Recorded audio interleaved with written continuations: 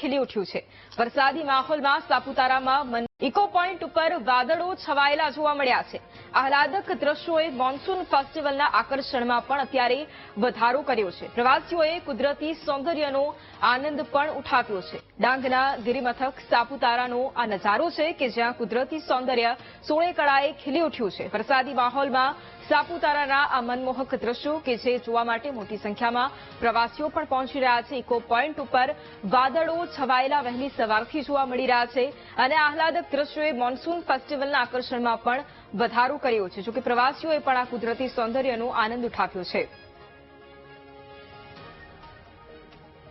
તો ડાંગના આ દ્રશ્યો છે, સાપુતારાના દ્રશ્યો છે કે જ્યાં એક તરફ મોટી સંખ્યામાં પ્રવાસીઓ પહોંચી રહ્યા છે, એક તરફ વરસાદી માહોલ અને બીજી તરફ મનમોહક આ દ્રશ્યો જે જોવા માટે ઇકો પોઈન્ટ ઉપર મોટી સંખ્યામાં લોકો પહોંચ્યા।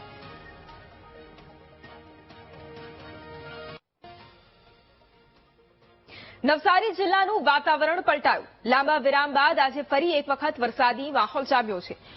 જૂના થાણા ડેપો સ્ટેશન રોડ સહિતના વિસ્તારો છે કે જ્યાં વરસાદ વરસ્યો છે। ભારે પવન સાથે વરસાદ વરસતા વિઝિબિલિટીમાં પણ ઘટાડો થયો છે। વિરામ બાદ ફરી એક વખત વરસાદની એન્ટ્રી। નવસારી જિલ્લાનું વાતાવરણ એકાએક પલટાયું છે અને લાંબા વિરામ બાદ ફરી એક વખત વરસાદી માહોલ જામ્યો છે। અલગ અલગ વિસ્તારો જેમ કે જૂના થાણા ડેપો સ્ટેશન રોડ સહિતના વિસ્તારો છે કે જે પાણીમાં ગરકાવ થયેલા જોવા મળ્યા। ભારે પવન સાથે વરસાદ વરસતા વિઝિબિલિટીમાં પણ ઘટાડો થયો છે અને આજ મુદ્દે સંવાદદાતા રાકેશ ફોન લાઈન પર છે। રાકેશ, નવસારીમાં લાંબા વિરામ બાદ ફરી એક વખત વરસાદની એન્ટ્રી, અત્યારે શું સ્થિતિ? જી રાકેશ। તો નવસારીમાં ફરી એક વખત વરસાદી માહોલ જામ્યો છે। ફરી એક વખત લાંબા વિરામ બાદ વરસાદની એન્ટ્રી થઈ છે અને અલગ અલગ વિસ્તારોમાં પણ વરસાદ વરસી રહ્યો છે। ફરી એક વખત સંવાદદાતા રાકેશ ફોન લાઈન પર છે। રાકેશ, નવસારીમાં ફરી એક વખત વરસાદી માહોલ જામ્યો છે, શું વધુ જાણકારી?